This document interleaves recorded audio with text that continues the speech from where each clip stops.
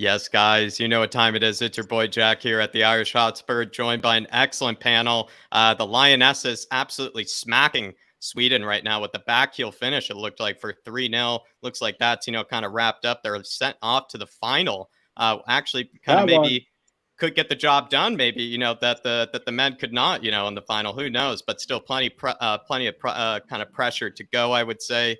But we're joined by an excellent panel.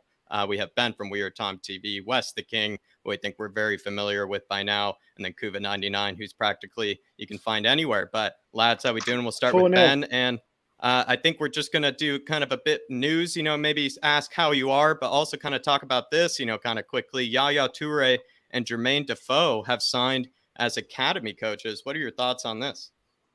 Yeah, I think it's a great move. It's a great move. I've always loved Jermaine Defoe. Jermaine Defoe was always my favorite growing up of that kind of era. So it's great to see him back at the club. And Yaya Toure, I mean, what a guy for the youngsters to look up to, especially the midfielders, even the players in the first team coming in now, and Yves Bissouma, Bentancur, all these players can learn a lot of Yaya Toure, not just the academy players. So I think they're both really good moves, and delighted to see Jermaine Defoe back at the club, that's for sure. Love that. Wes the King, Dane Scarlett maybe learns from, Jermaine Defoe. Pape Matar Sarr learns from, Mm-hmm. Yaya Toure. Thoughts on that? Man, I mean that's big time. That's like the Defoe era is probably like the lags, like very like good era where we're really starting to come on. We're making the Champions League every year with him, pretty much starting the line and everything. Especially when we had Modric and Bale and all those players back then. So the fact that he's back in the club, that's big time. And then of course you had Yaya Toure, somebody who don't won Premier League titles. That's excellent for the young core. He knows those are two players that know about winning. And that's kind of what we have to build out from the start for when they get to the first team, they already have that mentality. Definitely. And Kuva, such glamorous coaches, to have as academy coaches. Well, yeah, I think who doesn't love JD? If we followed this club for any amount of time, he's club legend already, cult hero if you don't even count him as a legend, if you like. Low bag of goals, what a top human being as well. The amount of charitable work he does, his foundation and everything, and the fact he wants to stay so involved with the game and now coming to teach the kids, I'm all for it. There's some skills that he excels at, and the ultimate one is always just sticking the ball in the net, because it's overlooked. It's overlooked just the basics of being a great striker. Just take your chances, get a sniff at goal, and just stick the ball away. It's all well and good having all the build-up play, but at the end of the day, it's an art form. Just getting the goals. If he can impart some of that knowledge to the youngsters, all the better. And as for Yaya Toure, my God, there was a time when he was playing for City at his absolute peak. You thought, this bloke, this isn't even a man anymore. It was like some mythical beast would rampage through the opposition. You couldn't stop him. Then he'd smash a ball in from 30 yards after past 6 players. And I thought, this isn't even football anymore. Cheat code on people. Shows how torn his relations are, with Man City, right? Yeah. Yeah, it was like the grown dad playing against the kids, wasn't it? It was literally, yeah. Boys against men every week for Yaya Toure. I mean, he was cheat code on FIFA. Yeah, they could come in and they could come in and just play highlight reels of their careers for the youngsters. Just put their feet up. That's inspiring. Yeah, that's probably the best part of training. Jermaine Defoe can teach them the art of being offside. I think we're going to definitely use that. Richarlison, has probably shown, he can be offsides a few times. So Jermaine Defoe can, teach him a few pointers. But yeah, what Pape Matar Sarr can learn from Yaya Toure, I think a lot of people have even said he's kind of the future, kind of Yaya Toure. Kind of when we first brought him in, Dane Scarlett, definitely could learn, I think, from Jermaine Defoe, probably kind of in a hands-on sort of way, which I think is nice to think about.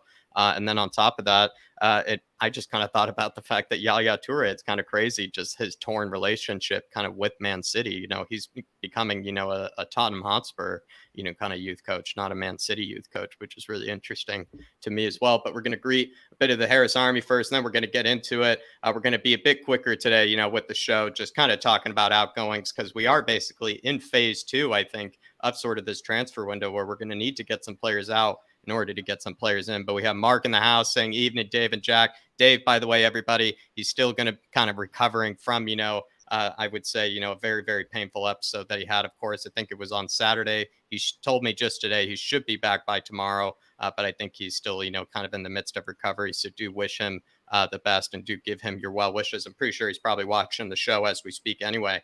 But big up, Mark. We had George Hill in the house. Good to see you. Says, evening, lads. Hope everyone is keeping well. Hoping for an extra top quality center back. While a cam would be nice, it seems a bit more of a luxury given Conte's preferred formation. Seems like the cam is a luxury. The center back starting to become more of a need, if you ask me, George. Mick Hermlock in the house saying, good evening, Jack and Dave. Good to see you, Mick. Benedict Tampus becoming an elite member. And he said, I've become elite. Pick up, lads. Good to have a monthly support system in place. Big up, Benedict. Really appreciate you, brother. And as well, we are going to be redoing the Spurs Tell Me Your Spurs story that Dave runs. He's just going to come up with kind of a new base of questions, kind of revamp the whole thing. And I'm pretty sure you'll enjoy it, Benedict. Really appreciate it as well, brother. We have Sukil in the house. King Hoddle, good to see you, my man. Spurs related. James, how we doing, brother? Adrian as well. Debottom Duda, always good to see you. Benedict Tampa saying, smash that like button, lads. Big up, Benedict. THFC till I die saying, big up, guys. Big season coming up. We can do the double. And next season, the quad. We are the mighty Tottenham Hotspur, and we are back, baby. Big up, Dermot. Good to see you, my man. Tala Ahmed is in the house as well. Good to see you, Tala. Damianos, Tequila, Rufus out in Freiburg. We have Wolves F1 as well. R Green, Seb Shaw, KPV. Good to see you, KPV. Dan N as well. Just making sure I'm not missing any members or anything. Foggy Foam, William McKenzie. Thank you for rewatching that, William. Good to see you as well. Just making sure I'm not missing anybody. Patty Higgins, good to see you. Ellie, the queen of the Harris Army, as well as the queen of THFC till I die. Big up, Ellie. Dark Sun G with the super chat saying the two legends for the academy is massive. Toure teaching Divine will be massive. I hadn't thought about that, actually. Yeah, also, if we ship out Winks, Lo Celso, and Tanguy, teams will be scared of us. Absolutely. And Dark Sun G, I think you're going to enjoy this outgoings conversation, but maybe I didn't think about that. Ben, do you feel like, you know, Toure could teach Divine? Because I know we could say he could teach Pape Matar Sarr, but the players they really are going to be speaking to are more of the youth academy players. Look, bro, I think that never mind any position in the academy, Yaya Toure can teach any of them a lot, but especially the ones that are the midfielders.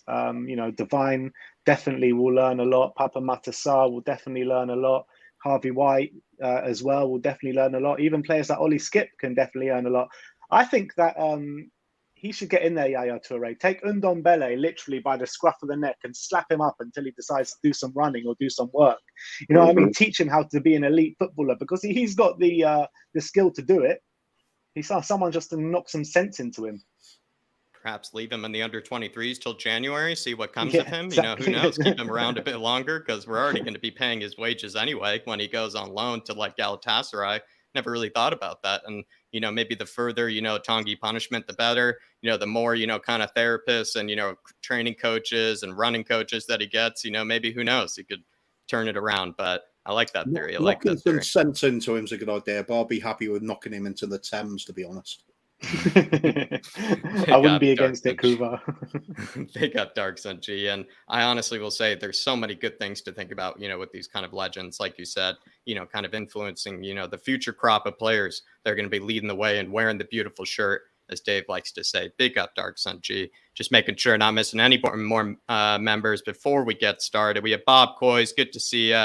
And then just making sure everybody, while you're in the house, do smash that like button. We're about to get started. We're going to be talking about outgoings, and it is going to be, I think, a really good conversation about outgoings, mostly because it really feels like we're kind of in this kind of fork in the road where in order to bring in all the incomings, kind of like the center back and the creative midfielder, it looks like we're going to need to start getting rid of some of these players. Mostly Spurs fans seems like they're desperate to bring in another center back or that creative midfielder that I was talking about. But as always, we do know that it is very difficult to get rid of some of these players because we do ask, I feel like, a lot for some of them in particular. The ones that seem like they are most likely to head out the door are Lo Celso, Winks, Ndombele, Reguilon, Tanganga, and or Rodon, and potentially Doherty or Emerson. And that's not even including Pape Matar Sarr or Hill. And that's just a total of 7 players.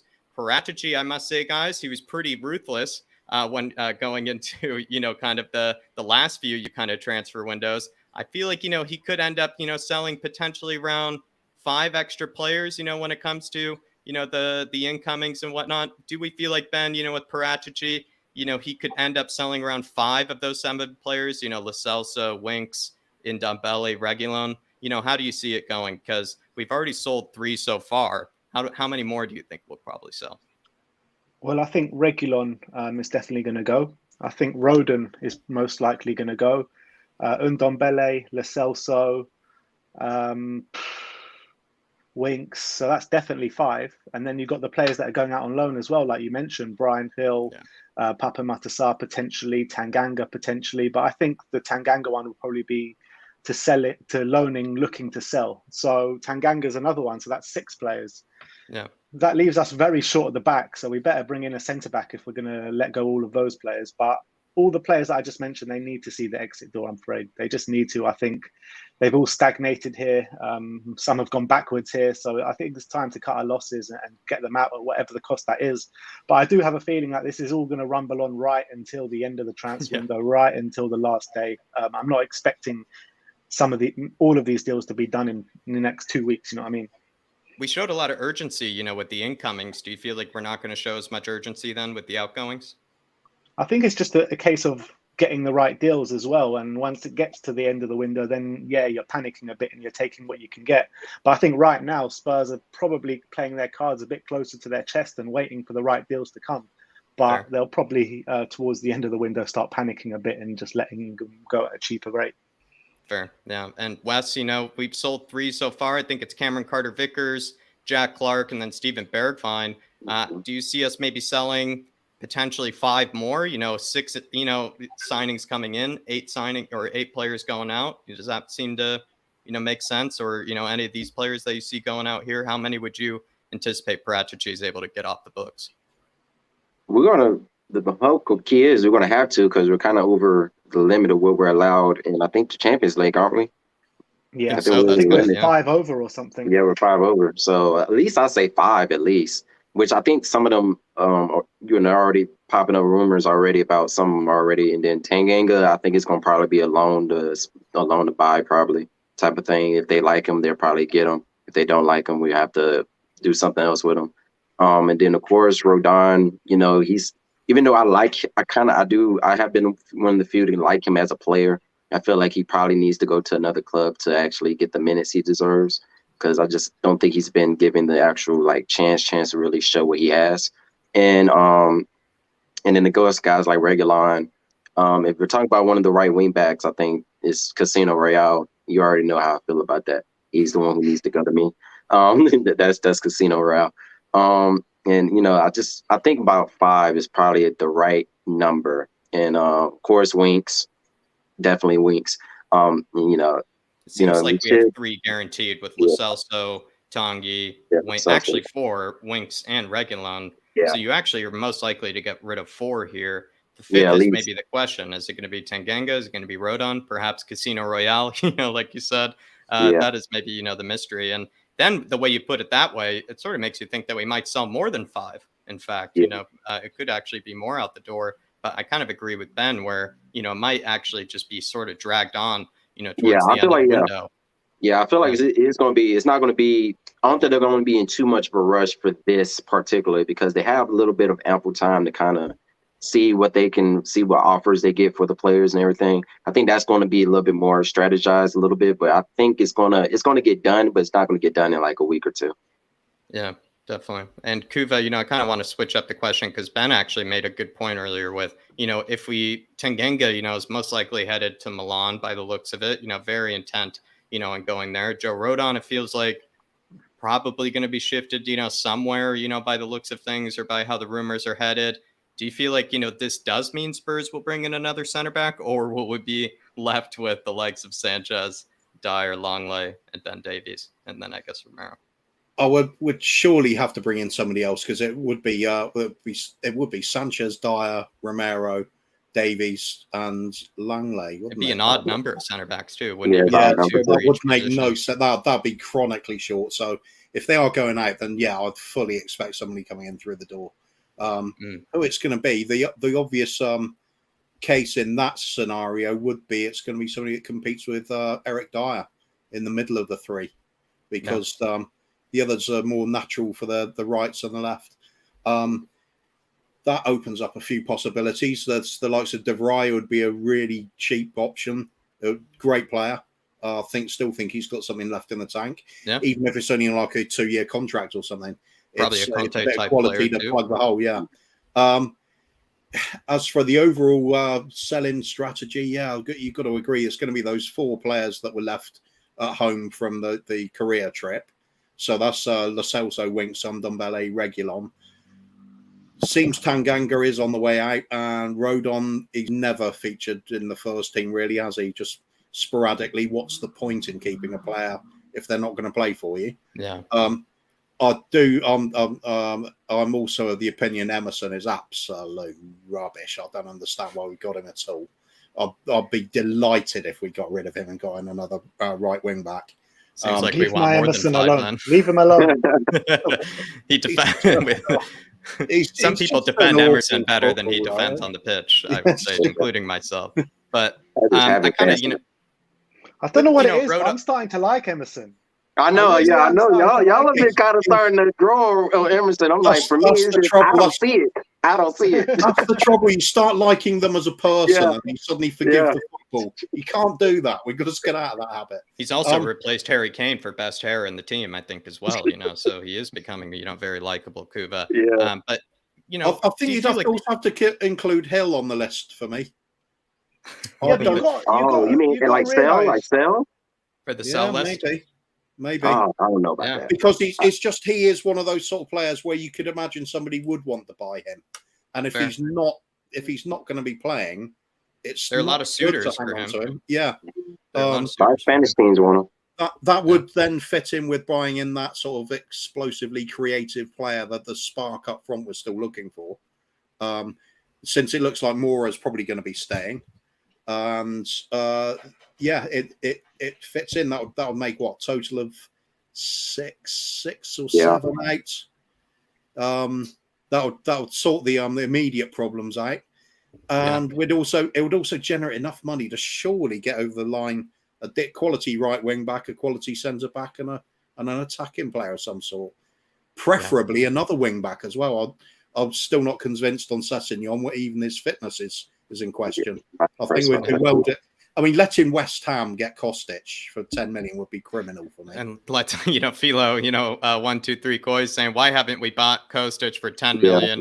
Confused. It's one of those situations where it's like, I'm almost like just asking somebody to buy Kostic. It's like, why has nobody gone for this guy? Same thing kind of with Ndika, I think, as well. I think Ndika only has a year left or or something on his contract as well. And he's used to playing with Kostic. He's used to play. It just seems like the dream package deal that no one is taking advantage of. I'm not sure what it is. And I guess everybody's just thinking someone else will pick them up and no one else has. I guess no one else has. I'm really confused, Philo. And I would be actually most disappointed if they went to the spammers as well. I'd rather them just go to like a Juventus or, something like that, instead of going to the Prem, because if we're not going to take them, then seeing a Prem team take them is definitely disappointing. Dark Sun G saying, if we get one massive center back and if the MLB owner for the Blues keeps on failing business, then we can finally overcome and end our head of the Blues. I trust the Don forever. I trust the Don. Dark Sun G, he's been really, kind of laughing at, the MLB owner, Todd Bowley, Ben, and he's been, seemingly having a very good time, laughing at Chelsea's expense. And I think he probably expects them to kind of crumble, this upcoming season. I'm not sure if you and, your brother have done, your Premier League predictions, but do you see Chelsea potentially kind of, falling off the pedestal this season? Let me just say one thing. Big up Barcelona, everyone. Big up Barcelona. The way they're just nicking in every Chelsea target, ruining all their preparation for the season. It's absolutely beautiful to see. It really is. And look, I do suspect that they will get players in from now until the end of the window, but Tuchel is not happy and he thinks they're not going to be ready for the start of the season. And you know who they got second game. So I think it's a perfect time to play them. I really do. And I think if I see anyone dropping out the top 4, it looks like them at the moment. It really does. And I know it was just a preseason friendly and you shouldn't read too much into it, but Arsenal looked levels above them in that game. Yeah, they really did. Arsenal looked more intimidating. Yeah, they look way more intimidating. Yeah, And the so Jules Koundé, if they had gotten Jules Koundé, I feel like we would have been intimidated maybe by Chelsea. And now no, you feel like I they don't still think would so. have had some holes. No, I don't think so either. I don't think so because when you look at it, what's their defense now? They got Koulibaly. Who else have they got? Let's say if they would have got Jules Koundé, so Koulibaly, Koundé, and who's the other one? Thiago Silva, I guess. Yeah, but I'm then telling you, not much else after that. Rudiger is better than Koulibaly I agree. and Koundé right now. That was a huge loss. I agree. So they're losing one of the best centre backs in the Premier League and replacing him with lesser quality. Yeah, they might be quality as well, but lesser quality. Then you got an older Thiago Silva also. Yeah, exactly. Yeah, and I think, Chalobah, in preseason just made an absolute horrendous error, and then Malang Sarr, I think not a lot of people are, too confident about. So Dark Sun G, maybe you could predict, they have no big striker. Chelsea crumble. Yeah, they have no striker again. And think about strikers over Europe. Like, who are they actually going to get? Osimhen just said he's staying at Napoli. I mean, what actual strikers are there out there to get? There's a lack of proper number 9s in Europe these days. They had a chance at Vlahovic. They didn't do it. Yeah, they're. I always thought this coming season we were going to be ahead of them, regardless of what they were able to sign. Wherever Arsenal or Man United was going to do, I feel like we're a key for either third, definitely fourth, but I say we're a key for third at least. Hopefully higher, of course, because I'm hoping for anything this season when it comes to trophies. But I just feel like Chelsea. They're going to have to, with the new ownership and everything, they got too much going on for them to really go back to trying to challenge or trying to get towards that top 2. It's nice to see Chelsea making it easier for us. That's for sure. They're crumbling. And then I hope we beat them at Stamford Bridge. And then I hope we beat them at Stamford Bridge finally. Get that thing break over with. That's the one thing I'm hoping that's over with this season. I hope we kill them at their own home this season. Yeah. The wheels really came off Chelsea last season. They really did. It just came a little bit too late for us because if only it had happened before the semi-finals of the League Cup. But they don't seem to be fixing it in a hurry. That's the really surprising bit because usually with Chelsea, they could sell anybody and they'll just have the next players come in straight away. And it's just not happened this time. It's just a new Chelsea we have to get used to. It really does feel Big up Laporta. Yeah. I was telling their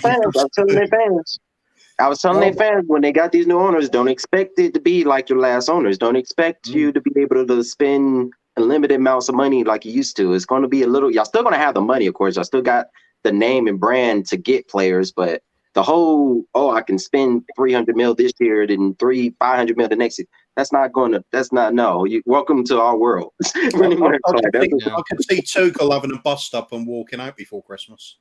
That'd be nice. And I think he's actually a pretty good manager, to be fair. So it'd be lovely to see, another Chelsea manager just, kind of just get fed up and leave. And it's nice to see them crumbling, before the season's even started. Who knows? Maybe even after, the Spurs, kind of, spanking that, we could give them. Tuchel might leave even after that game. And also I feel like it's just a whole new world for Chelsea fans. They're just going to have to get kind of used to a new reality, if you ask me. Philo 123 Kois and Mukiele in at PSG. Could we go in for Hakimi now? Mukiele, he can play as a center back. He could also play as a right wing back. This is true. I don't know. Maybe this does sort of kind of add some substance to the Hakimi, rumors. But I feel like, I don't know. I'm never seeing any actual news about Hakimi, sort of being linked with any clubs or Hakimi, being a bit, upset or anything. Ben, I know you kind of report on the transfer news a lot. What are your thoughts on this? I mean, dreams can come true. You know what I mean? I mean, it's an absolute pipe dream getting Hakimi. You're talking about one of, if not the best right wing back in Europe right now. He's at PSG. Obviously, they're trying to get Champions League every year. I mean, I think that Hakimi would love to play in the Premier League, but I think if he was to move to the Premier League, I'm thinking more the likes of Liverpool and City right now than us. Yeah, maybe even a return to Real Madrid, even potentially, in his case too. But I feel like, he's just somebody PSG are not letting go for cheap. And he's also just, playing for a club that, you can't really, financially bully, or anything either. So it's kind of, a tough predicament that you find yourself in. Big guy though. Why not just dream and put in the bid though? Wouldn't everybody feel a lot better if we actually saw, that a bid gets accepted or the player turns us down or something like that? It's always a case of people going, no, we can't possibly get him. Occasionally we do. Nobody saw Ozzy Ardiles coming. Nobody saw Jurgen Klinsmann coming. These things are possible. I don't like the fact football's changed since then, man. Instantly. Yeah, it's really unlikely, but you never know. Yeah, the fact of the matter is, like, football has changed massively since then. And right now in football, agents talk to each other a lot. And I wouldn't put it past Paratici going and speaking to his agent and putting the feelers out, but he's probably had a negative response. Yeah, could well be, or it's just been hushed up till now, so we can say with all the smoke screens, so many smoke screens. Hakimi is just deep behind it. Ivan D here saying, "Good to see Ben on the channel. When does Basuma get his number?" When wings get sold. When wings get sold, yeah. And we're gonna. I thought he was going to be trying kind of funny, just take 88 for a little bit because it's like both eights. I felt like he was one of those players that kind of do that little double number thing, but he ended up going for 38. I don't think you're allowed to do that in the Premier League. I think that's like something you can do. You can't go past. Yeah, you can't go past the third number. I wish that wasn't a rule because I think that'd be pretty sick actually to see someone with an 88. Especially in that case for Basuma. Yeah, he looked pretty cool with it. I agree. But yeah, Ivan D, like Ben said, when he gets sold, and we're going to be chatting about that later. Don't you worry, everybody. Really do appreciate all the support. Really do appreciate the donations. We're going to keep on rolling. We're going to keep talking about these outgoings, and I think we were in the middle of talking about if Tanganga and Rodon do leave. It seemed unlikely to me at first, kind of, Ben, that, Tanganga was going to head out, but it looks like he is. Rodon, I think we all knew was probably going to get moved on. So Dave, who I think has been, sort of recovering, has probably, can find some solace in the fact that it seems like maybe there is some hope that Spurs, could get a center back because he was turning blue in the face, with Dyer and Sanchez this preseason. Yeah. I've got a question for you guys. Do you think that maybe Conte has seen something in either Sayers or Walcott, because they were both taken to the preseason tour in South Korea? Not many other of the youngsters were. Do you think he might have seen something in them, in one of them at least? Kind of random, Yeah, you're right. Kind of random that they were taken along and included. Yeah. It's like him to do that. He's usually keen to do something like that, where you choose a player that maybe nobody's thinking of, and then boom, he puts them onto the team.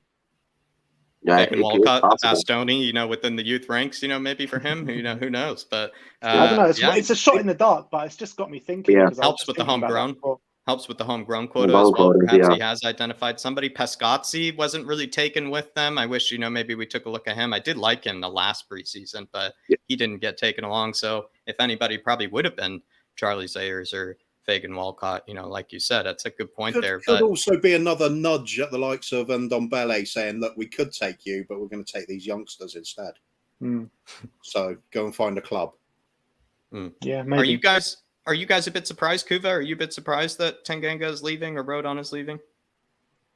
Oh, you want to go, Kuva? Or yeah, Wes. How about you go? Yeah, Wes. Sorry. Are you a bit surprised Tanganga, Rodon is leaving?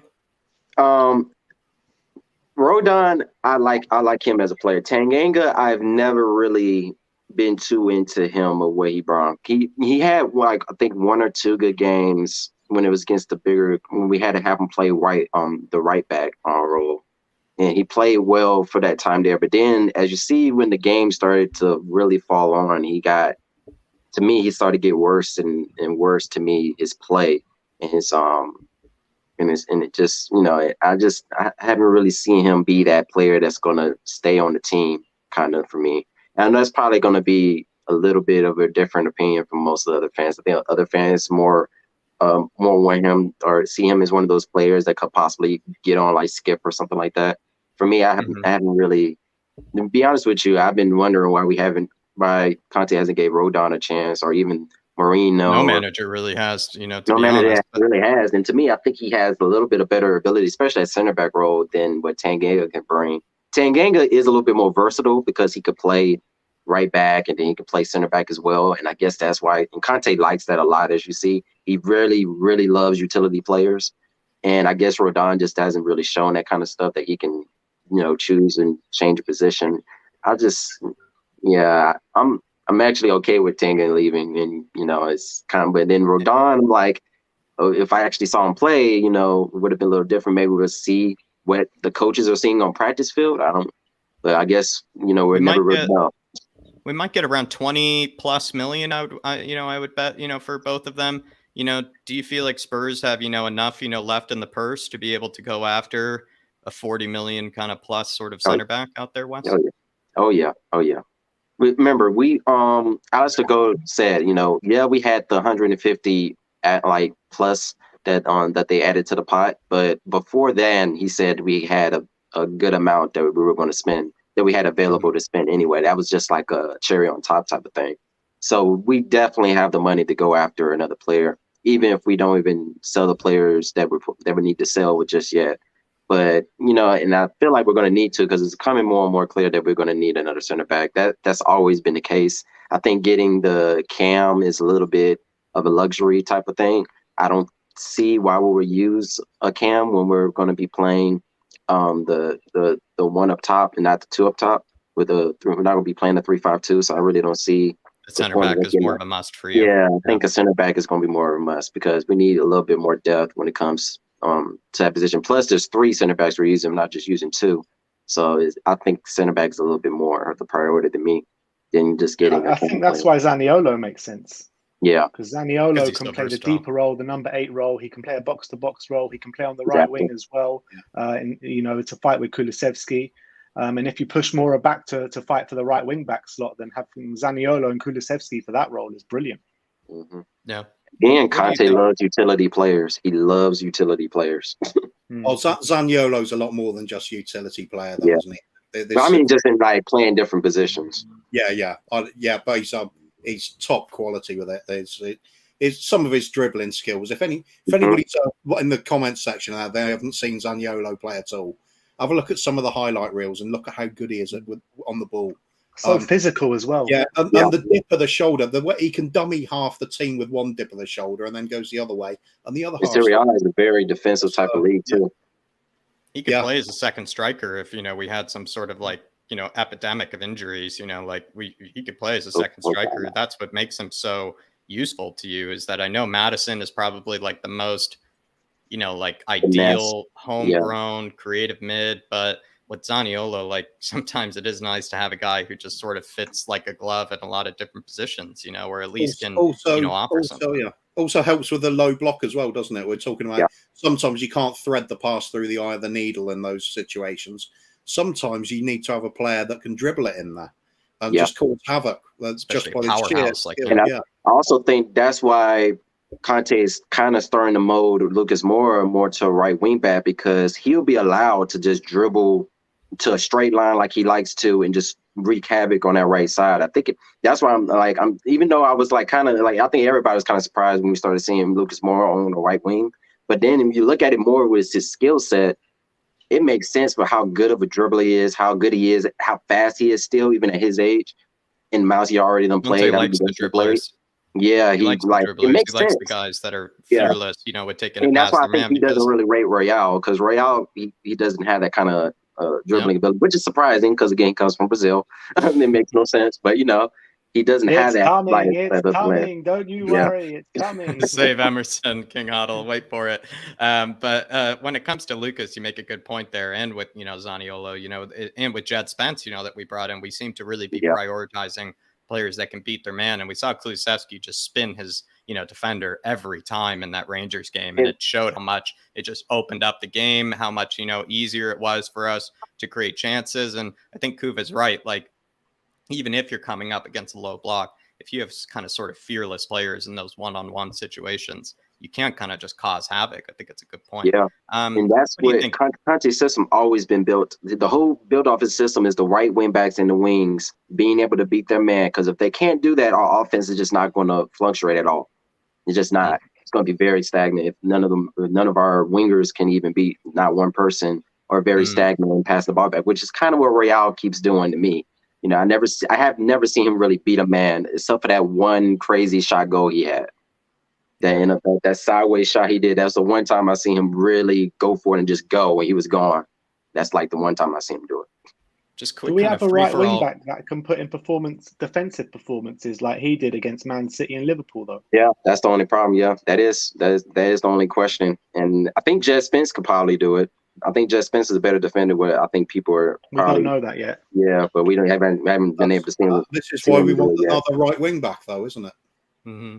Just to kind of a quick free-for-all question for any of you. Any of you are welcome to take this one, but just to kind of settle that Tanganga and Rodon question that we had earlier. Adrian Stroka saying, Jack, we've only drawn 100 of the 150 million cash injection. We could still bring in 2 marquee signings, and we also still have plenty of players to sell, as kind of the theme is tonight. Any of you guys think that maybe we could actually get a marquee center back and then also bring in a Zaniolo or something on top of that as well? I mean, what does a marquee signing actually mean? Probably Yeah. any. Like, I reckon is these days it's Richarlison a like marquee 35 signing? plus million. I think marquee is like 35 Is plus million. Perisic a marquee signing? Yeah, That's fair. I would That's call fair. Perisic a marquee signing. yeah, I would even That's call true. Bissouma a Bissouma. marquee signing. yeah. So, I think a lot I of mean, people have y'all. No, none offense to go off the subject on the thing, but I've noticed a lot of people are not really making it as big of a deal that we got Perisic. I think a lot of people. I guess because he hasn't everyone's played. sleeping on it. I'm Everyone's like, sleeping people on it. kind of sleeping on that. Like, we got one of the best left. Like, I know he's older, but he's one of the best left wing backs in the world. And I don't think people realize. And again, when he came on that game in the preseason, he immediately put in 2 crosses that were pinpoint on target. I don't think people. I've just been wondering that. Like, I'm sorry, I went off. Absolutely, I went off you're on absolutely the end spot of the on. world. Yeah, Absolutely spot on. like I'm sorry I went off the question, but I I'm think like, Bryan Gil, even just the other night, he continues to say that's his favorite signing. Of all the ones, that continues to be his favorite signing. And when we watched the preseason against Rangers and Perisic did come on, there was a considerable difference, at least going forward, between him and Sessegnon, and you could see the difference there. The fact he even attempted a bike, after coming off an injury was also just glorious, to see as well.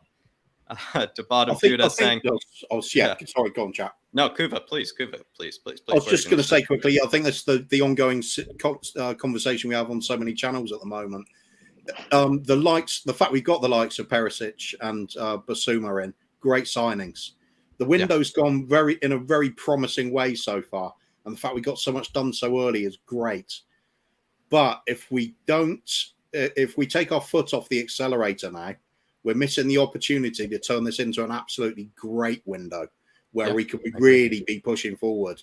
And if we do take our foot off the accelerator and we don't sign anybody else, we're then starting to look over our shoulders again and hoping, as much as we hate to say it, the likes of Arsenal suddenly might make some good signings, and then they might be snapping at our heels again.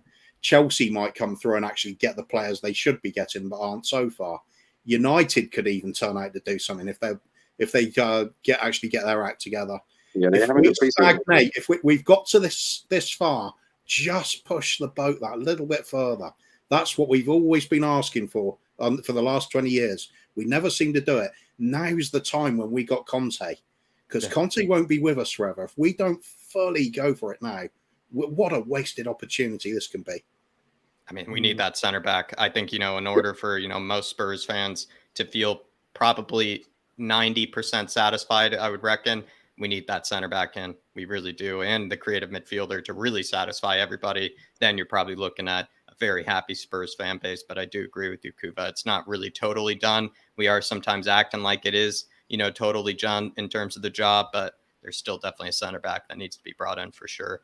Tabata Duda saying, if Conte wants players he has managed before, he needs to extend his contract. They have seen him walk out on his players. That is, if Conte is the reason they choose to come. If it's the Premier League or the club pull, then sure, maybe, actually that could add to the pull that Conte already has, is when Conte does extend that contract. I do feel like he will, if we do have things go right this season. I'm not really too worried about him, getting kind of too upset with Spurs. It feels like, if everything kind of goes according to plan, if he's not really too disgruntled by anything that happens, with Spurs, I feel like there's a good chance that, he would extend that contract. And also when he extends that contract to bottom Duda, that means Kane is going to be extending that contract, I think, as well, because they kind of go hand in hand.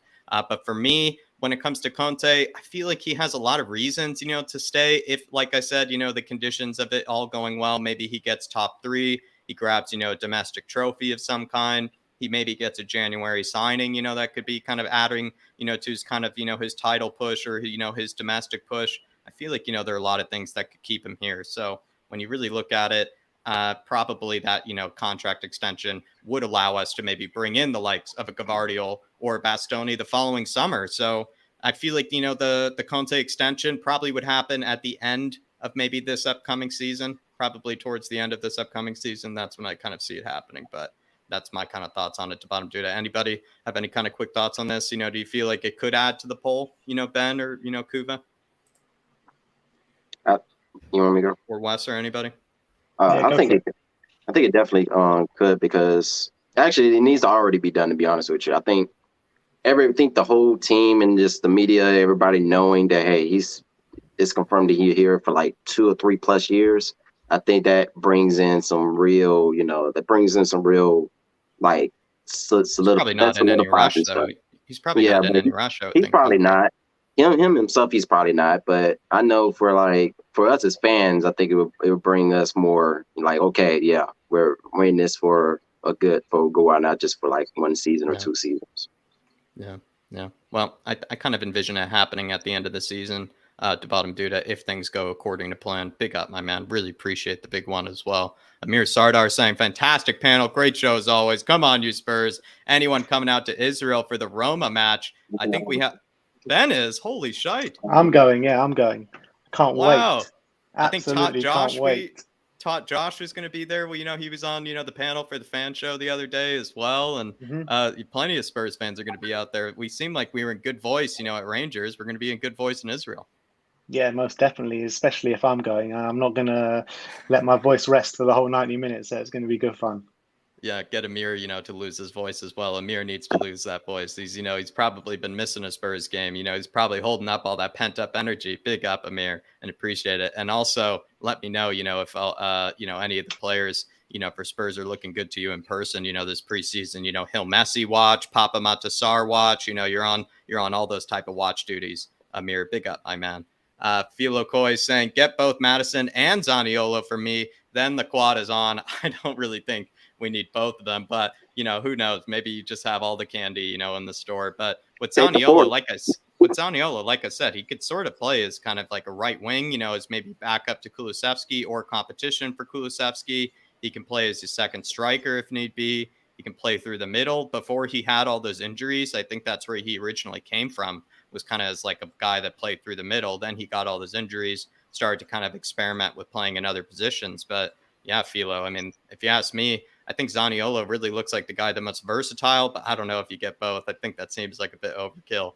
Tabata Duda says, I think we definitely need a utility player like Zaniolo, Madison, or Asensio, who can play on the wing as well. I prefer Zaniolo. He is the best young Italian talent after Chiesa. Seems like Zaniolo has gotten like a bit of a resurgence in the Spurs, fan base, kind of opinion, because when, the Madison links first came, everybody was saying, never take Zaniolo, don't rate the guy. It seems like, at least today, just this stream in particular, people are kind of, loving Zaniolo a bit by the looks of things. Anybody on this panel a bit of a Zaniolo fan?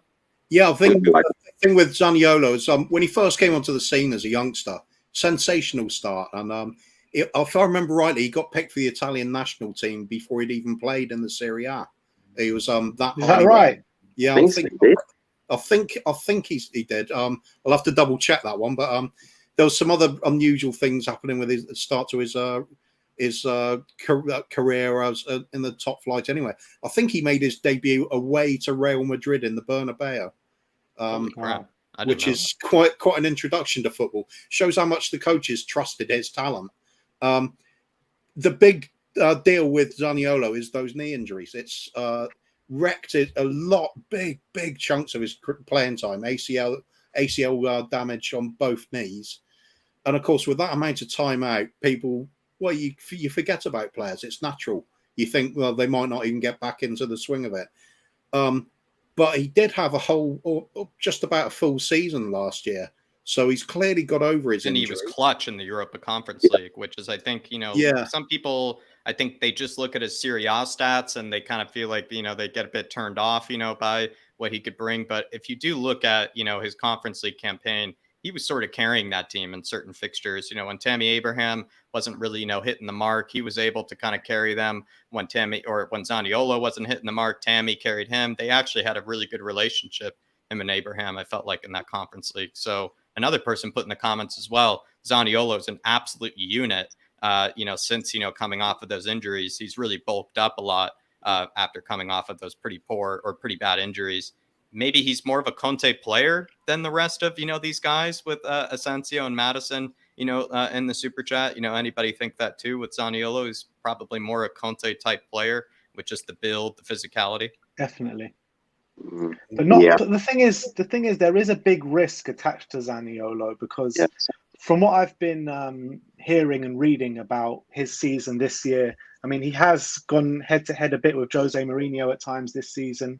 And also what I'm hearing is that he is playing a little bit within himself in terms of in the Serie A, because maybe he doesn't fully trust his body just yet because of these two injuries, massive injuries that have happened. So that is something that you need to keep an eye on.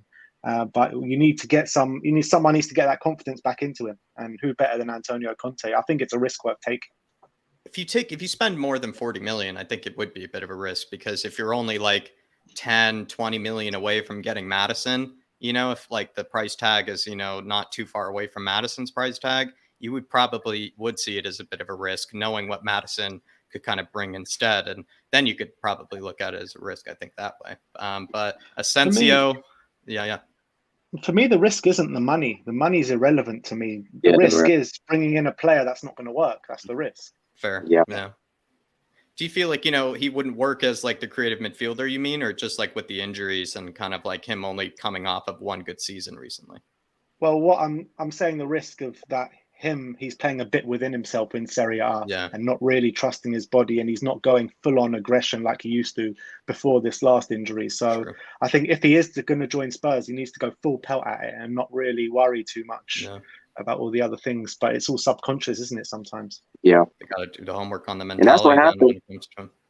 Yeah, and that's what happens. We have two back-to-back injuries kind of like that. That's your mind. That's where it goes to. You become more protective of what you're doing when you're actually going back and doing your profession like that. It happened to one player. It happened to was Derrick Rose, I think, in the NBA. If you make a prime example for, he had plenty of leg and knee injuries that derailed his career. And just now, recently, when he got with the New York Knicks, he started to really go back into playing like I used to play, at least in like a decade later. Yeah, at least almost like a decade later. So yeah, the mind is really all a mentality thing. But I'm not too worried about the injury part of it, because medicine nowadays for ACLs is a whole bunch better than it was. If you had the ACL tear back in the 90s and 80s, then you were pretty much done. Nowadays, you can come back and actually still perform at a good level when you come back from those type of injuries. It's really just down to his mentality. And I still take a chance on it, to be honest with you, because he's a quality player to me. Like I seen him play a little bit for Roma when they were going through that Conference League matches, and he was he was deal. Yeah. With Zaniolo, I think he is very different, from Madison. And so it would be kind of interesting to see which one we go for, because with Madison, you are getting, I think, more of a traditional creative midfielder. With Zaniolo, you're probably going for somebody that used to kind of play as a creative midfielder, used to kind of play through the middle, but now has kind of experimented all over the place. And it's kind of like maybe Ben said, coming back, to his maybe confidence, and hasn't really, you could say, reached full confidence like he was before those injuries. And so there is that risk there. But to bottom, Duda, great super chat and really appreciate the support. Phil P saying, question for Kuva, have you ever done a stream in a Woolwich kit? I can't say I have, but let me think. Is there somebody I can think of that has recently? Oh, maybe anybody that watched Tottenham away last night might have seen a certain Stelios wearing an Arsenal shirt. No, he would never. He wouldn't, would he? You wouldn't think so. But if you do crazy bets and then you have to honour your bet, that's the kind of thing you will do. He did actually say that he was going to wear it on We Are Tottenham TV, so he actually hasn't fulfilled his bet yet. Oh, well, we'll have to remind him. Debts to be paid. A lot of debts to be paid. That's definitely rough. That's definitely rough. People seem to be holding them accountable as well. Mark Miller with a super chat saying, let's say we only buy one more position this window. What is the position you prioritize? What's missing? I think we've all been saying center back. We've all been saying center back, especially with the rumors, Mark, that Rodon and Tanganga are also leaving. It seems like the center back is becoming even more obvious. But before that, like I said, Mark, Dave had been turning blue in the face this preseason, needing another center back. But with the potential outgoings of Rodon and Tanganga, I think it's just becoming imperative at this stage. But yeah, I think that's what we pretty much established. Big up, Mark Miller. Appreciate the support, my man. And Neil Thomas, let me make sure to miss any comment or anything. Neil, just a moment. Can't find it. Really do appreciate it, Neil. Really do appreciate the support, brother. And it's good to see you in the chat as well. But we're kind of going to go on to kind of what we're talking about with creative midfielders, lads. And I did see an article from Ali Gold today that potentially Bryan Gil is kind of like stalling the moves for all these creative midfielders. Of course, he's taken, I think, a foreign, kind of spot, up in, the squad, as well as that he is sort of kind of the sixth attacker when you look at it. Conte said in the past he wants, with that 3-4-3, potentially two players in each position, to be able to, rotate. And Bryan Gil would be that sixth player, if nothing changed at this moment, he would be that sixth attacker. But when you really look at things, if we really do want to bring in a Zaniolo or bring in, kind of like a Brian, or bring in, a James Maddison, we're going to have to get rid of Bryan Gil. So, Wes, how do you see that unfolding? Of course, you asked me. Me, this is a hard one. I like, as I've said this many times, I like Bryan Gil a lot. I see the potential. I see. Feel messy, please. Yeah, I see. Like this dude could be very, very good if we let him go now. Like I feel like this is like and I don't know why I feel like, but from what I've seen, it seems like a type of signing where we'll kind of regret selling him later on because he ends up being a very good player, and I feel like he's one of those players to me.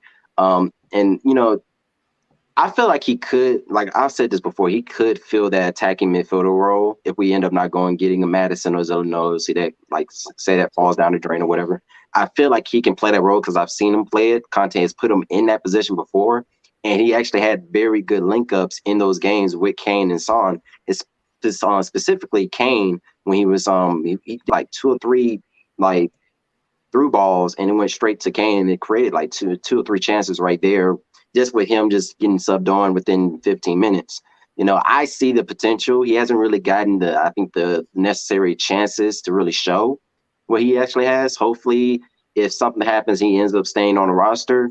He could probably show it in the earlier season and show what he little guy if he puts him out there in spurts or something like that. Or if something happens where we have to play him in a certain position, he has to be that second man at least. I personally don't want to get rid of him, so I don't know. But if we did, and we have to do what we have to do to get players, or if it's another loan, I'd be probably happy with more of a loan than a sell.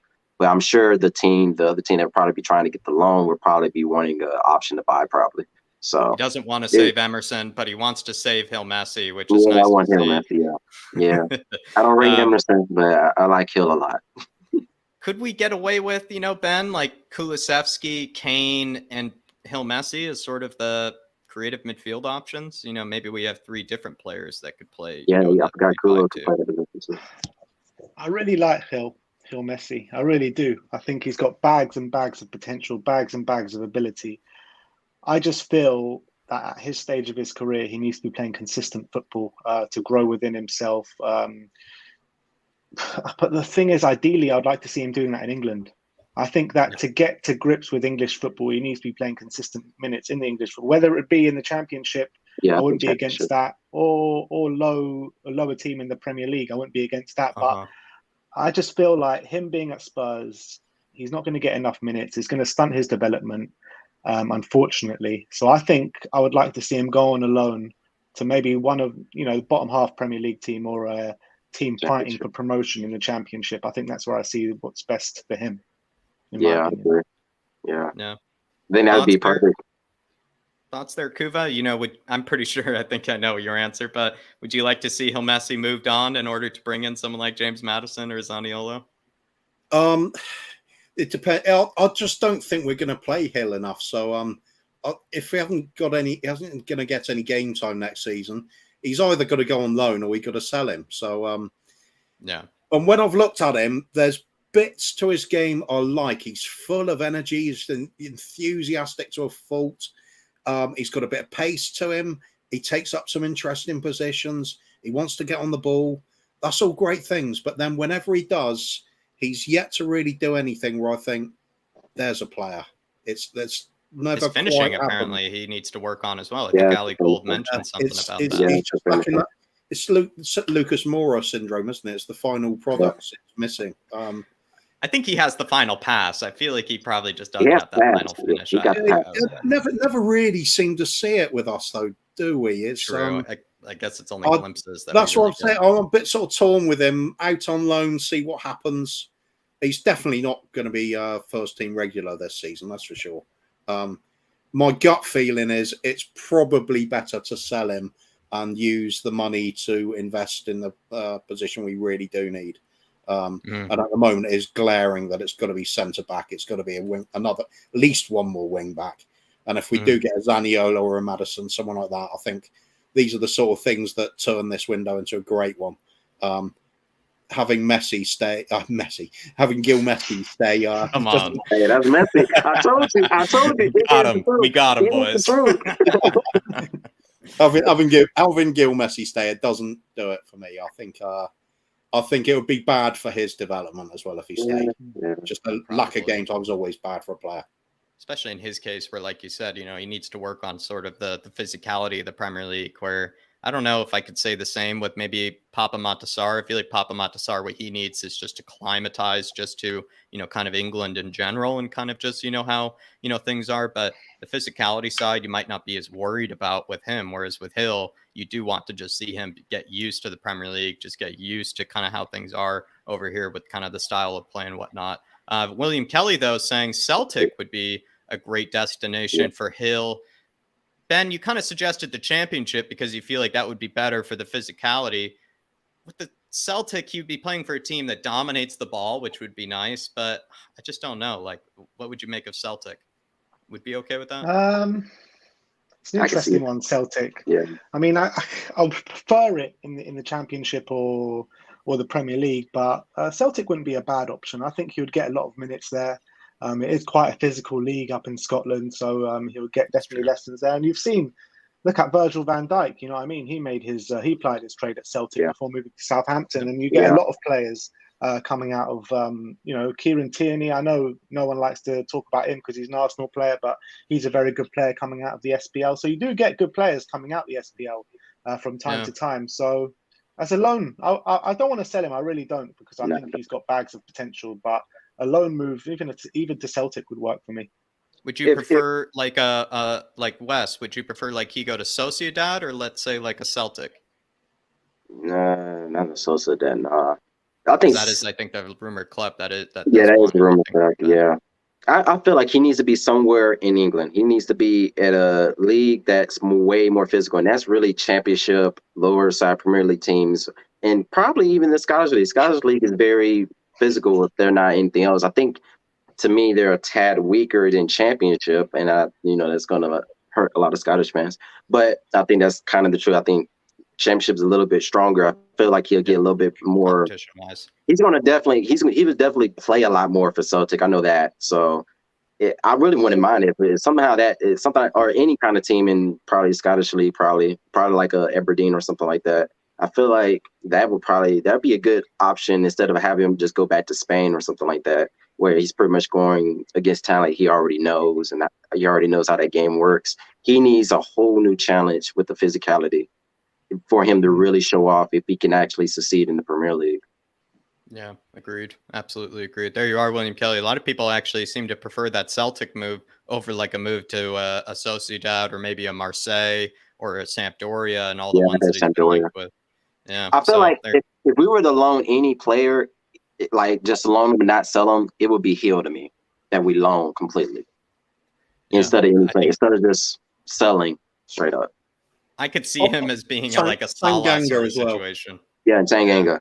Tanganga. that's the two I'd say. I'd want to see if they can actually develop into something. Yeah. Because I've got doubts on both of them, but we'll see. I'm Yeah, hearing yeah. something quite negative with Tanganga. I mean, I'm hearing that Conte thinks that he's got chronic knee problems and he's never actually going to get over them, Tanganga, which is a big worry. Interesting. Yeah, I forgot he had. Yeah, he had a couple injuries with his knees, didn't he? He's had quite a few, yeah. Yeah. Yeah, that could Perhaps be. the That may Serie A be the would be better reason for why I him, though. haven't seen. Like, I keep forgetting. I forgot about that, and that may be why I just haven't seen that click for me with him, where everybody else kind of sees with him. And I think that's actually, that actually done open my mind a little bit now that I think about that. Definitely. That does make Makes sense. Yeah. with him going to somewhere like Italy instead. It's a little bit less stressful physically. Mm. That's what I'm thinking. You know, moves a bit slower, but a bit more technical. Good, you know, good things for Tanganga there. Absolutely, Kuva. Good point. And also appreciate the super chat as well, William Kelly. I think that's a good suggestion. It seems like the majority of the panel, you know, would be okay with Celtic as kind of like a third option sort of destination. Ivan D saying Madison is Premier League proven, homegrown. Makes sense. He's probably the best Premier League proven as well as homegrown creative midfield option. And you know, the really big point is that most of the creative midfielders, it seems like, you know, we're sort of going for like Zaniolo, Paqueta and whatnot. You know, of course, they're going to take up one of those foreign spots. But with Madison, he does take up, you know, a good kind of crucial homegrown spot. And maybe you do have to, you know, in certain cases, prioritize that when you get the opportunity like this, Ivan. Good point, my man. Neil Thomas says, big up, lads. Great panel. Appreciate you, Neil. Appreciate you, brother. And appreciate all the support and appreciate you being in the chat. Also love the membership as well, my man. Good to see you in here. We have another question here, you know, where we're going to be talking about, I think it was going to be, yes, this, you know, kind of a, you know, a bit of a fun one here. You are the director of football. What's harder, in your opinion, bringing in 6 signings before the end of preseason or getting rid of more than 8+ players in a window? Ooh. He's going to have to do both. Getting rid, 100%. Yeah. 100% getting rid. Yeah. Look, you can just take any price. You just have to say Ndombele, and it's already made that argument. Literally. Selling Ndombele is harder than bringing in 10 players before the start of the preseason. That's when you start calling him the Don. If he manages to sell Ndombele, actually get money for him. Just to, you know, kind of maybe play with me here. Can't you say like, yeah, you can bring in a player for any price? You say whatever price it takes, just bring him in. Can't you say the same thing with outgoings then? Like, you know, sell them for whatever 100%. Price it takes, you know, to get them out. So do you still think then 100%. It's harder, you know, to still sell players when you can sell them for any price? Yes. Well, aren't clubs going to take you to you know, they're going to take you ransom really if they know you're desperate to sell, they're just going to hold out for the lowest possible price. They'll wait until the last possible minute as well then. I mean, let's face it, our chairman would certainly do the same, wouldn't he? Are you guys a bit worried that Paratici has kind of left, you know, the hardest part, you know, for last? You know, you did get in those incomings, but he did leave the hardest part for last. I think he got this. To me, Don's gonna do a lot more cleaning now than cooking. Yeah. To me, I think if anybody would be the last one to sell, it would probably be Ndombele. That's going to probably be like that last one we're going to sell. I feel like it would be him. He's going to be, to me, the hardest deal. Everybody else, they're teams that want them in some form. You know, Winks, as much as we as a fan base don't rate him at all, other teams really actually see him as a player that can actually help their team. So, and that's saying something. So, but we got somebody in Ndombele, you know, he went to his former club, played good for Spurs for like one or two games, but more of the important games, and then completely fell off. That tells you everything right there. You can't even play with his old club, really. So it's just harder and harder to sell him if he's just going to even another club and he just didn't perform even half as good. So, yeah. Winks is one of those funny players, though, that we all seem to have very divisive, you know, opinions on in terms of the price. You know, what do you feel like, you know, Spurs will sell Winks for? Because regardless of what you think, you know, Winks is valued as, you know, I personally value him as, you know, probably less than 5 million, 10 million, but that might not be what he actually goes for. He might go for a lot more than that. I think he might go for a lot more than that, but who knows? Kuva's buying him. This is what I'm thinking. How are Spurs going to be able to sell, Harry Winks? Because this is the one where I feel like Ndombele, most Spurs fans agree, on what Ndombele is probably worth. Lo Celso, we've gotten the price. It's around 17 million pounds, 20 million euros. I think with, the rest of the players, we're not going to fight too much on maybe what their price is. When it comes to Harry Winks, I think it is a very divisive player on what Spurs fans actually think, he's worth and what actually this club will sell him for. I'm not sure who to start with here. I'm not sure because Kuva did just offer a quarter. Maybe I'll start with you, Kuva. Kuva, how much do you think Spurs will actually sell Winks for? Like a 10 million, 15 million thing, loan option to buy? I think the most obvious way to start answering this question is who is likely to want him, because he isn't going to a top club in the Premier Division, that's for sure. Is he going to a mid-table club? I don't see a lot that are going to be desperate for him there either. So he could be looking at one that's newly promoted, maybe, or somebody in the Championship, or perhaps a less demanding league abroad. What about like a Leicester or someone who's like trying to rebuild? No, I don't see Leicester wanted him. I don't see Leicester. They've got a good recruitment policy. They aren't going to sign him. No. We need absolute mugs. We need Everton to find a bit of cash down the back of the sofa. Otherwise, it's going to be a club with not a lot of money, so you're not going to get a big fee. So I think if we got 10 million for him, I'd snap their arm off for that amount. Wes, what are you thinking? What's the price that Spurs are going to sell Winks for? 10, 15 million less? I'm thinking 8. Yeah, I'm thinking 8. I think that's a solid number. He's not horrible where he's gonna where he's just not gonna be on your team at all. But he's not very forward thinking. I think is the best way to say. He does very basic needs pretty much. Are we not accounting for homegrown tax though? That's kind of what then he is a homegrown player. So yeah, that does kind of bump it up. So I think to me, it could be 8 to like 12, 8 to 10, somewhere through there. To me, the clubs that could probably take him is probably like a Nottingham Forest, a Fulham, teams like that just like got promoted. Trying, Fulham, I think because it's still in the London area too. Yeah, teams like that to me, or else he's pretty much going to have to go to a championship side, and I don't know how much money a lot of those teams are not going to spend 10 mil most of the time like that. That's kind of the thing is that if he goes to the Premier League, he could go for that 15 million, that some people think he's probably going to go for. But if he goes to the Championship, there's no way they're going to pay 15 million for Winks. They're going to pay 8 million, 7 million, maybe even less. Ben, what are your thoughts on the Winks price tag? Do you think it is going to be, above 10 million, because it seems like most of the panel thinks it's going to be less? I mean, we got, what was it? How much did we get for Carter Vickers? What was it? 6? 10? It was 6. How much was it? It was 6. It's more than that. I think it was like 8 million pounds or something like that. Was that with add-ons? Yeah, maybe. Let's say 8 million for Carter Vickers. We got a deal which could get up to 10 million for Jack Clark, I believe it was. Yeah. You're right. So surely Harry, That's genius. Yeah, but surely Harry Winks has got to go for more than that. Harry Winks has got to go for more than that.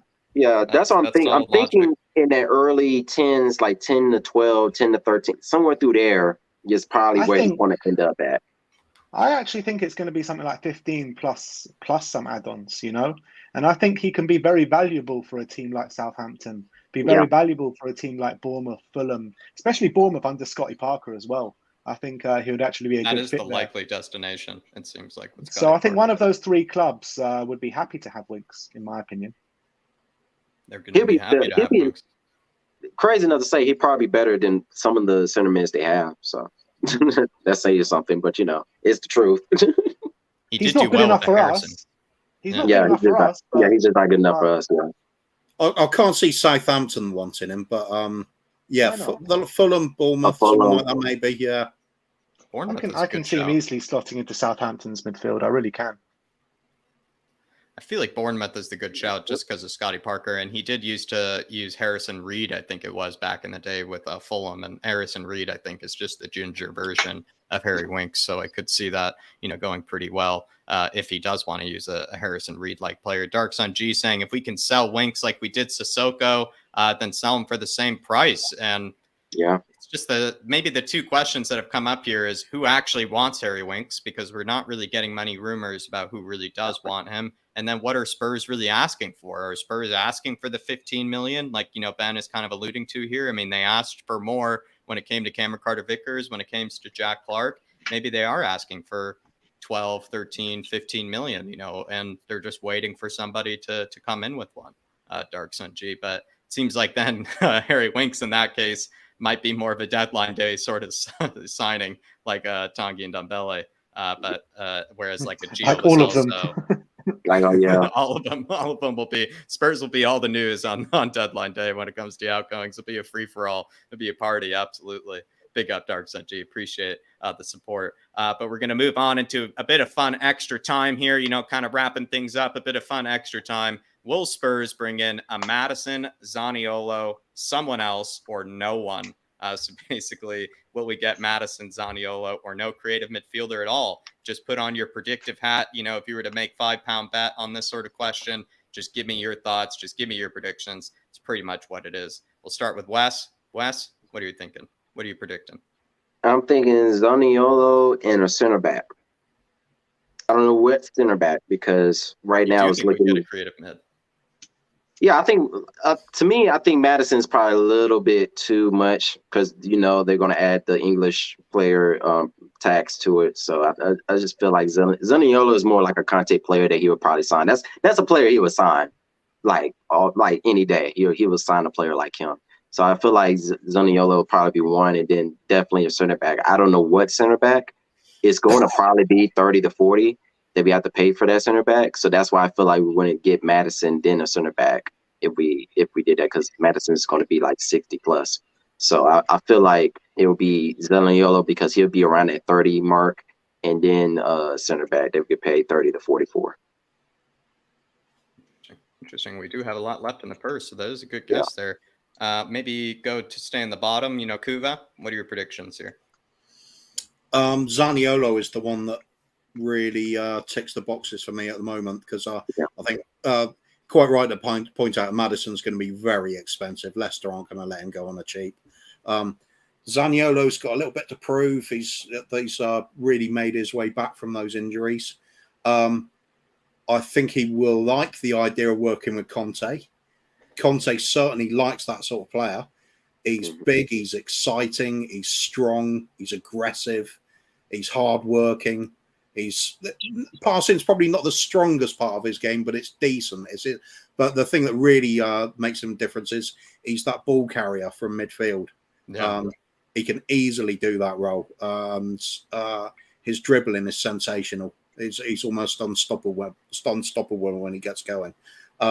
I think he's quite possibly the really interesting signing we could be making yet. And I think if we look at these possible outgoings, even if we go for modest amounts of money and half our expectations of what the value should be, you could get another 60 odd million in. That would easily pay for another centre back. We could look at another Skriniar. We could be talking about a De Vrij, who's going to be a cheaper option, but still a very good centre back. That would leave money for the wing back situation. Still, we could still do something. Wow. You think three? If we go full out, let's dream about the whole idea of 8 out, 5 in. That solves the whole. Or 8 out, 3 in. Sorry, isn't it? So, 3 extra in. Yeah, 3 extra in. So yeah, on top of the 6. Yeah. And then we've had a good window. We got a very good window then. And to add to that, I don't think any of those are unrealistic expectations either. Yeah. I mean, I say Hakimi earlier, but I mean, obviously Hakimi's incredibly unlikely. That would be an absolutely jaw-dropping signing. Who do you want at right wing back? For right wing back, there's loads about. James Justin, if we're going to stay in the English league, or over in Italy. Is he good enough, James Justin, for what we need to do? He's pretty defensive, but he did do well at left wing back. He did do well. Yeah, he did well. I mean, it's just an option, isn't it? I mean, I think he's better than Emerson for a start. Otherwise, I mean, the ones I've looked at before was like when Atalanta were really catching the eye, being an incredibly attacking team in the Italian league, and they had Hans Hatterboer at right wing back. It was, I think they called him Crazy Horse. He used to get up and down the wing so well. Since then, he got replaced by Mæhle, the Danish international. Who's also another great wing back who came in when Hatterboer was injured. They're two that spring out because they're not going to be like these stellar amounts of money that we're talking with some of the other players mentioned. But there's a few others about Singo, was it? The really lightning quick right Wilfred back. Singo, Yeah, that's it. He's got to tick the boxes. That pace alone makes you think that's a hell of a weapon to have on the wing. And he's tall as well. Yeah. I think so there's plenty out there that I don't think are unrealistic targets. So I think something could be happening. And then goes back to sort of like what Ben was saying earlier about what is a marquee signing now? Are we talking price or are we talking household name? Or question. Are we just talking about a very good player that fits in to a weak point in our team at the moment? For me, top that's quality player important. doesn't need a top quality price tag. Exactly. So why even look at it being marquee? Just look at it being the right player in the right place. The right signing. Yeah. Fair point. Ben, are we going to get no creative midfielder? Could that be a possibility? I think it is a possibility. I mean, my prediction is 2 more by the end of the window. I think it will be the centre-back and the creative midfielder. And I do think that creative midfielder will be Zaniolo. I just got a bit of a feeling about it. I think Conte, likes him a lot. And I think they'll want to do the job for him. But having said that, to bring in a Zaniolo, we need to get rid of 6 more foreign players, right?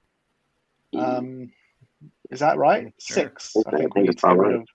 I think we just have plenty of outgoings to do, as we discussed. And if we want to bring in that right wing back, we need to take away 7 foreign players. So it's becoming very, very hard to bring in more foreign players.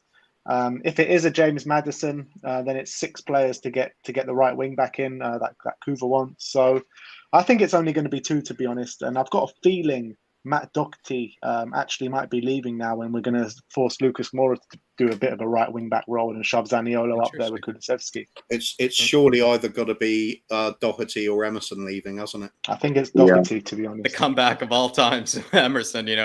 Coming back against Doherty, that would be absolutely glorious. But it's got to be Emerson going. I've got £10 on. I know. I'm with Kuva.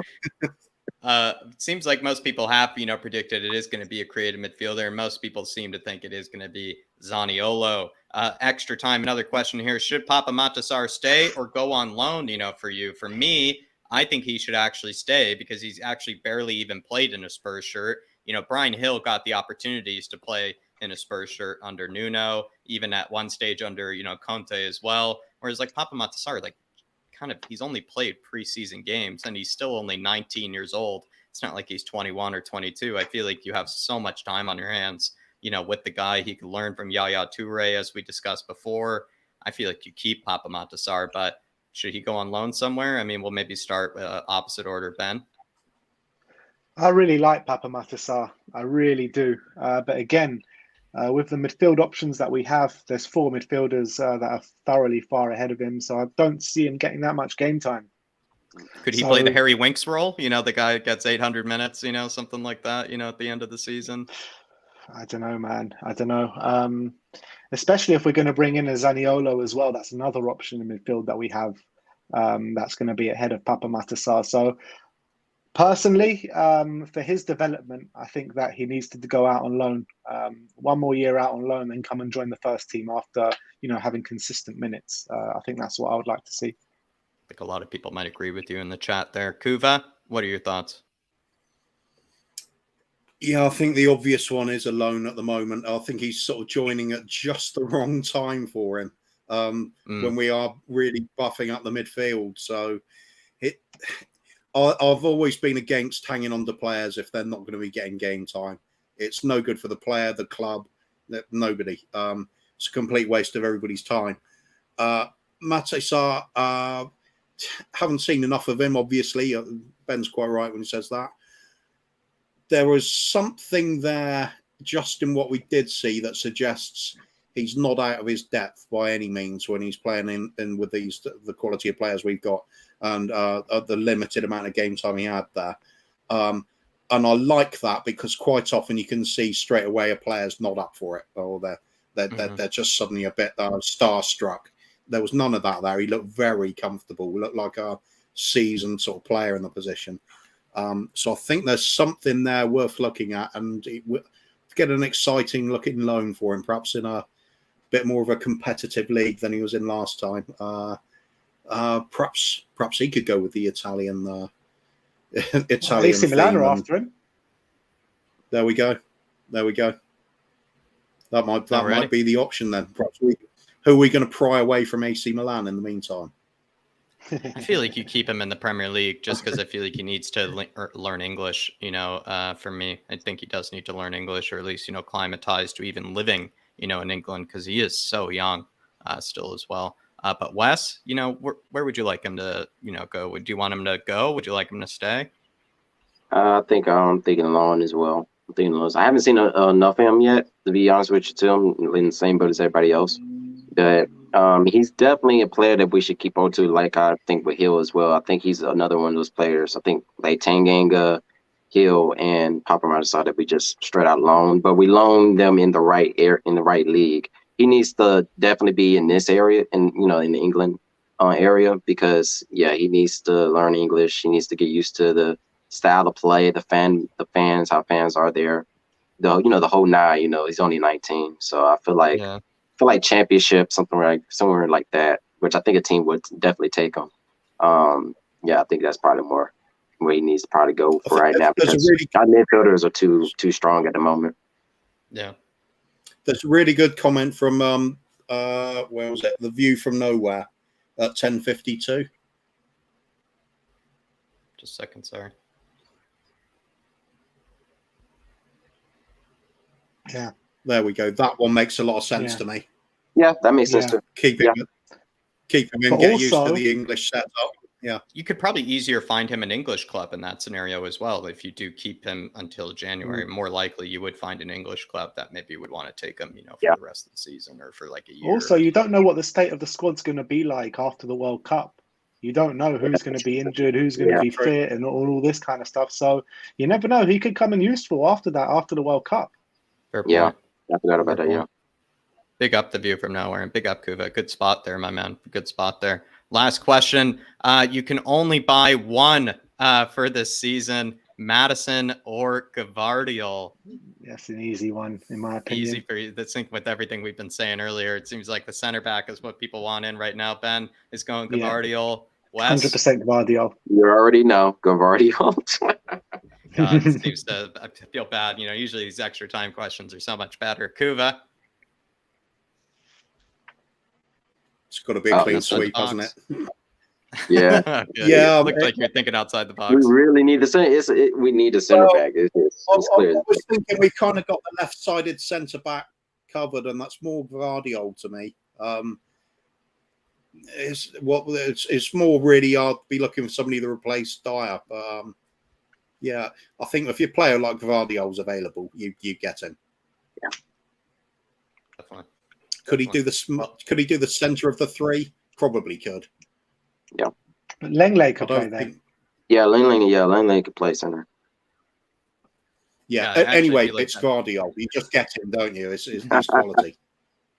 I think you just got to. I feel like you could play center. You could play left-sided center back. Longley could then play in the center. You kind of just exchange all of them. Be nice to have maybe another left-footed defender. I'm not too sure, but yeah, that question, seemed after that really good. He just strikes me as one of those players that's great for coming out with the ball. Mm-hmm. Yeah. He's very good at progressing with the ball. Obviously, if the centre of the three isn't going to be doing that, so it's a bit of a workaround, isn't it? But as Ben said, Longley can do that, so yeah, why not? Just get him. And something Iggy always says that's becoming more and more pertinent nowadays. Iggy on Tottenham away, when we're talking about the players coming in, quality, just get them in. Quality. It's not about filling the numbers. It's about getting quality in. That's Gvardiol is that. Quality in, garbage out. There you go. Love that. Wes the King, channel plug-in time, my man. Tell us about your channel. Tell us, things that we might be seeing, for the upcoming season. I know you just started it as well, so we need to get some numbers up there. Yeah, I haven't did much with it just recently. I'm waiting for really the season to start popping in so I can actually start covering and reviewing games. But really, it's going to be a lot of me, just my reactions, like quick final thoughts on the games, and of course, but then of course, like news and media that comes out about the club and everything that's happening. And then also, I'll be doing a little bit of stuff from my hometown club, Atlanta United, because right now they are horrible. They're horrible, you said? Oh, yeah, they're you should already I know. didn't They are realize you guys horrible. used to be so good. I barely Yeah, watched the MLS, but you we guys have used to be so we good. have That's a shocker, fallen actually. from the mighty. We used to be one of the What team? best teams in Atlanta United in MLS. Where's Joseph Martinez gone? Yep. Jose Martinez still there. He's still our best player, but now it's looking more and more like he's probably going to leave us the way things are going. Maybe headed to Europe. horrible. That'd be interesting. That'd be cool. Yeah, if that'd he be headed to interesting. Europe. I don't know if he has the knees anymore though, because he doesn't have that speed. That speed he used to have is just not there no more. Well, Yeah, continue to bully the MLS defenders is maybe what he has Yeah. in store for him. But I hate to everybody see him hit run that that club, subscribe.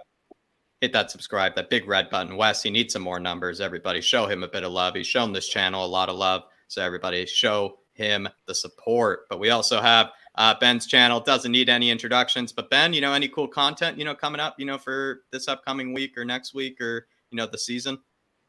Yeah, man, you're going to be getting daily vlogs from out in Israel from That's Thursday right. onwards. So That's right. big up, me and my brother and Ashley. We're all going out to Israel on Thursday, back on Sunday, and then the real work starts because it builds up to the season. And we'll be back. It'll just be a week to go.